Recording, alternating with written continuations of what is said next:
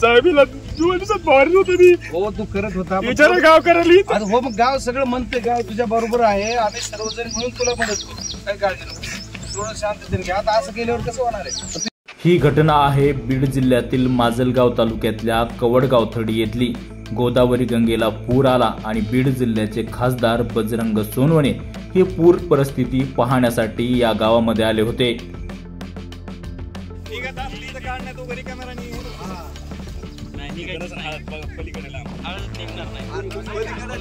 खासदार बजरंग सोनवणे कवडगाव थडी या गावामध्ये पोहोचताच येथील युवा शेतकरी बळीराम लेंगरे या शेतकऱ्यानं पुराच्या पाण्यामध्ये उडी घेतली आणि आपलं गोदावरी नदीच्या पात्रामध्ये पुरामध्ये गेलेलं हळदीचं पीक बजरंग सोनवणे यांना दाखवण्यासाठी पुराच्या पाण्यामध्ये उडी घेतली आणि या पाण्यातलं पीक शोधून काढून खासदारांना दाखवलं. हे पीक दाखवताना त्याच्या डोळ्यात अश्रू येत होते. हुंदका दाटून आलेला होता आणि या शेतकऱ्यानं खासदारांसमोर टाहो फोडला आणि यावेळी त्यानं सांगितलं की या पिकाला जोपासण्यासाठी आतापर्यंत 4 लाख रुपये खर्च केलाय. आता मी काय करणार साहेब, मी याला कालच फवारणी केली होती, मागडे औषध खर्च केले होते, मात्र हे पीक पूर्णपणे पुरात गेलंय.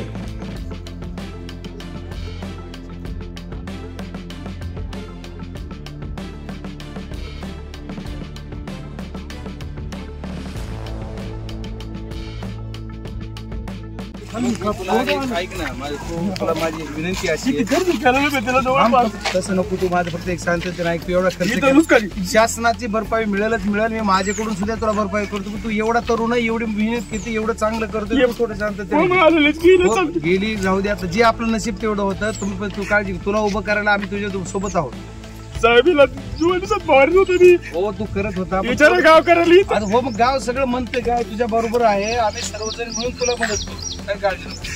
थोडं शांततेने घ्या. आता असं केल्यावर कसं होणार आहे? तू एवढ्या पाण्यात घुसला, आम्ही तिकडे जाऊ तुला लगेच.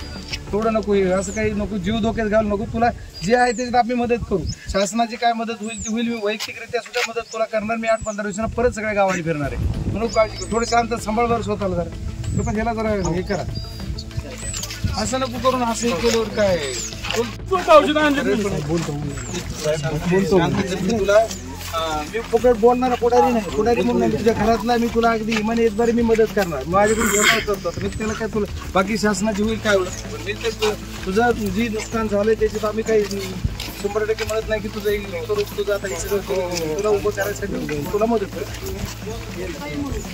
मला 10 पैशासाठी तिकडेच गेला असं नाही. एवढं कवडगाव थडी शेतकरी 2.5-3 एकर माझी हळद होती, पूर्णपणे आज पाण्यात गेली. हे आल्यामुळे, दाब आल्यामुळे इकडे एक 3-4 लाख रुपये कर्ज काढून मी हे सगळं बी वगैरे 70-80 हजाराचं लावलं होतं. त्यात खर्च सगळा 1.5-2 लाख जवळपास 1.5 लाखापर्यंतचा खर्च झालाय आणि आज सगळं पाण्याखाली. इतिहासात पहिल्यांदाच गोदावरीला एवढा मोठा पूर आलाय आणि आजूबाजूच्या गावांमध्ये पाणी शिरलंय, घरात पाणी शिरलंय. सगळी शेती आणि पिकं पाण्याखाली आहेत, पुरामध्ये गेलेली आहेत. त्यामुळे शेतकऱ्यांचं अतोनात नुकसान झालंय. या शेतकऱ्यांना सरकारने मदत करणे गरजेचे आहे.